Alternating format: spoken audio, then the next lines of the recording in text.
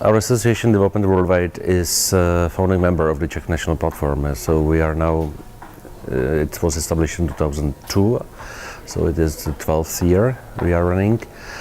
And I think that we are quite active also in European and international structures, that our members of the National Platform are members of the Working Group of Concord, of Global Working Group of CSO, the Partnership for Development Effectiveness, etc. So we would like to use our, in fact, dual role of former recipient of aid and emerging donor and now DAC member to influence the development architecture, to focus on real results, to focus on real partnership, and etc., etc.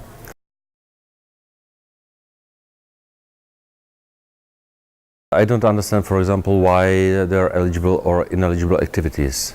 The EC shouldn't pay for activities, they should pay for results, and it's up to the implementing organization in case of grant scheme to provide the best solution, the best appropriate strategy, how to reach the results. So it's one issue.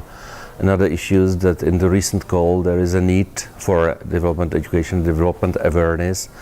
There is a need to establish a consortium of organizations from at least 10 European countries.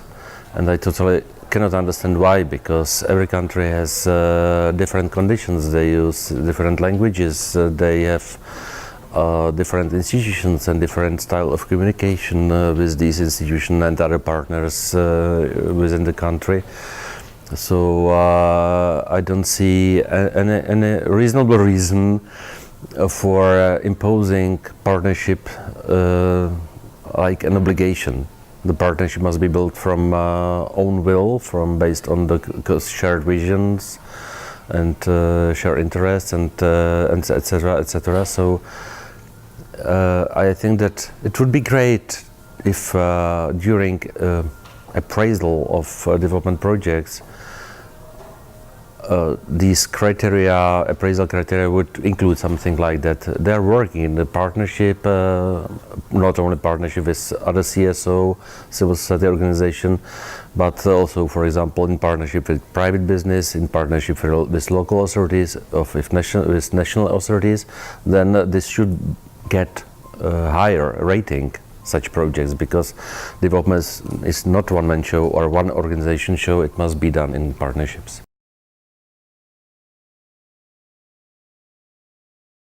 I'm a bit afraid, even in Mexico communique, there is a big part focused on support to private sector, while on the side of CSOs there is only a remark that CSO, they have their own Istanbul principles and own commitments, what to bring, how to ensure responsibility and accountability and transparency and all that. But nothing similar is for other actors, especially for the private sector. Why not to show transparency? Why not to ask them to bring the real results, to focus on people, not only on selling something to whatever client or whatever country? There is no logic behind, there is no theory of change. Some of these goals are assumptions, some of these are indicators, some of these are something like proclamations, but the final goal or the benefits for people are not clear. The logic, how goal 15, 16, 17 contributes to what. There is a danger that there will be separate tools and funds for specific goals, specific SDGs, but development cannot work in that way. Why to build infrastructure if there are no people, or how to promote human rights or political rights, for example, if the people have nothing to eat?